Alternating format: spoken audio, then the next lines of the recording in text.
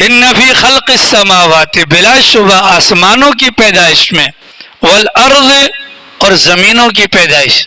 زمین ہے اس کو تو ہر بندہ سمجھ سکتا ہے، چلو آسمان دور ہے، زمین کو تو سمجھ سکتے ہیں نا. اسی زمین کے اندر سے اللہ نے ہماری روزی کا معاملہ حل کیا ہے.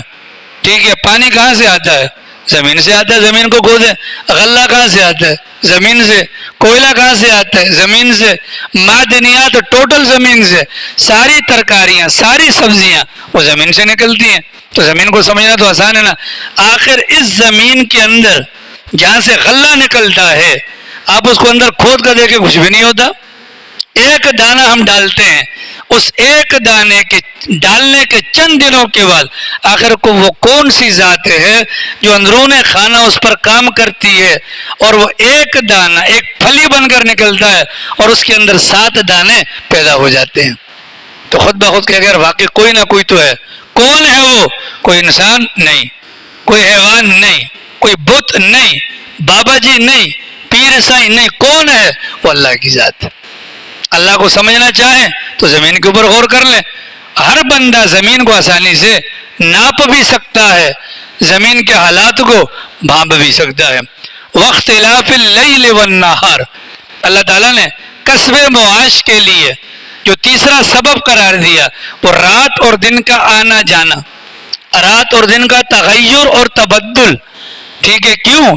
اللہ نے دن بنایا ہے کمانے کے لیے، رات بنائی ہے آرام کرنے کے لیے. ٹھیک ہے، اگر اللہ دن ہی دن بناتا تو مصیبت، اللہ رات ہی رات بناتا تو مصیبت. اللہ نے رات بنائی، آرام کرو. دن بھر کام کیا، تھک گئے، چور چور ہو گیا بدن. اللہ نے رات بنائی، اس رات کے اندر اللہ نے ایسی تاثیر رکھی، ہر جاندار سو جاتی ہے، ہر جاندار سو جاتا ہے. یہاں تک کہ بعض پودے بھی ایسے ہیں کہ رات کو وہ بھی باقاعدہ جھک جاتے ہیں. ٹھیک ہے، یہ رات کے اندر خاصیت ہے. اور جو ہی دن ہوتا ہے آپ دیکھیں گے ساری کی ساری مخلوقات خود بخود جاگ جاتی ہیں. ٹھیک ہے، رات کو آرام کیا، جسم میں طاقت آ گئی. دن کو اللہ نے کام کے لیے بنا دیا، انسان دوبارہ تیار ہو جاتا ہے کام پر جانے کے لیے.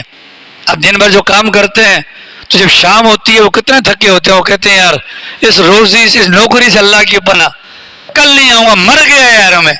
لیکن وہی 6 گھنٹے 8 گھنٹے کی نیند کرتا ہے تو دوبارہ اگلے دن تر و تازہ ہوتا ہے کہ نہیں ہوتا. تو رات اور دن کا آنا جانا یہ کسب معاش کا ایک سبب ہے اور یہ اللہ کی بہت بڑی نعمت ہے. یہ اللہ کی بہت بڑی کیا ہے؟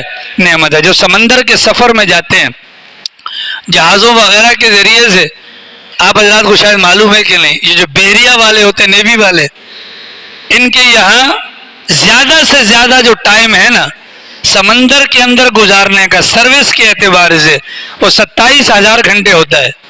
کتنے ہوتا ہے؟ 27,000 گھنٹے. آپ نے پانی کے اندر اگر 27,000 گھنٹے گزار دیے، یہ ہر بندہ گزار نہیں سکتا، آپ کا دماغ کام کرنا چھوڑ دے گا. کیونکہ وہاں پر دن ہے یا رات ہے، وہ ٹوٹل رات ہی ہے، گھپ اندھیرا، کچھ پتہ نہیں چلتا. یہ کسی نیوی والے کو بلا کر پوچھیں حضرت سمندر کی زندگی، تو وہ بتلاتا ہے کہ ایک الگ سی کائنات ہے، اندھیرا ہی اندھیرا، موت سامنے، کچھ پتہ نہیں، دائیں کیا بائیں کیا، آگے کیا پیچھے کیا، اوپر کیا نیچے کیا، کچھ پتہ نہیں. ٹھیک ہے، تو یہ دن اور رات کا آنا جانا یہ بھی اللہ کی کیا ہے؟ بڑی نعمت ہے. والفلک التی تجری فی البحر، سمندروں کے اندر کشتیوں کا چلنا. اتنا بڑا سمندر ہے اور لکڑی کی کشتی ہماری اتنی بڑی ہوگی ہاں، اور وہ پانی کے پیٹ کو چیرتی ہوئی چلتی ہے. کہ اللہ کی نعمت نہیں تو اور کیا ہے؟ وگرنہ پانی کی طاقت ایسی ہے، پانی کی طاقت اللہ نے ایسی بنائی ہے، اس طاقت کا مقابلہ کوئی نہیں کر سکتا. ٹھیک ہے، ہم سوئمنگ پول کے اندر جاتے ہیں، سوئمنگ پول کے اندر جاتے ہیں، نیچے پانی ٹھہرا ہوتا ہے، ایک لمیٹڈ پانی، 9 فٹ 10 فٹ کا پانی ہے، اور جب ہم اس کے اندر چھلانگ لگاتے ہیں، اگر صحیح طریقے پر چھلانگ نہ ماری گئی تو پانی ہمارا سینہ پھاڑ دیتا ہے. ایسا ہوتا ہے کہ نہیں ہوتا؟ اس وجہ سے تیراکی کا طریقہ سکھلایا جاتا ہے. پانی کو قابو کرنا آسان نہیں، اور ہماری 100 کلو کی 200 کلو کی کشتی کو آپ دیکھیں گے وہ سمندر کے اندر مزے مزے سے جا رہی ہوتی ہے. یہ اس موقع پر انسانوں کے ماتحت کس نے کیا؟ اللہ کی ذات نے کیا کہ پانی کو اللہ نے سمجھا دیا کشتی کے لیے راستہ دینا ہے، چنانچہ کشتیاں چل پڑتی ہیں. وگرنہ جو موجیں آتی ہیں، وہ موجیں پہاڑوں کو جگہ پر نہ ٹکنے دیں. یہ معمولی کشتیاں، یہ جہاز اس کے مقابلے میں کیا معنی رکھتے ہیں؟ تو فرمایا کہ جب تم دیکھو کہ سمندر کے اندر کشتی جا رہی ہے تو فوراً تمہارے دماغ میں کیا آنا چاہیے؟ یہ اللہ نے اس کو ہمارے ماتحت بنا دیا، ہمارے اندر طاقت وغیرہ کوئی نہیں دی.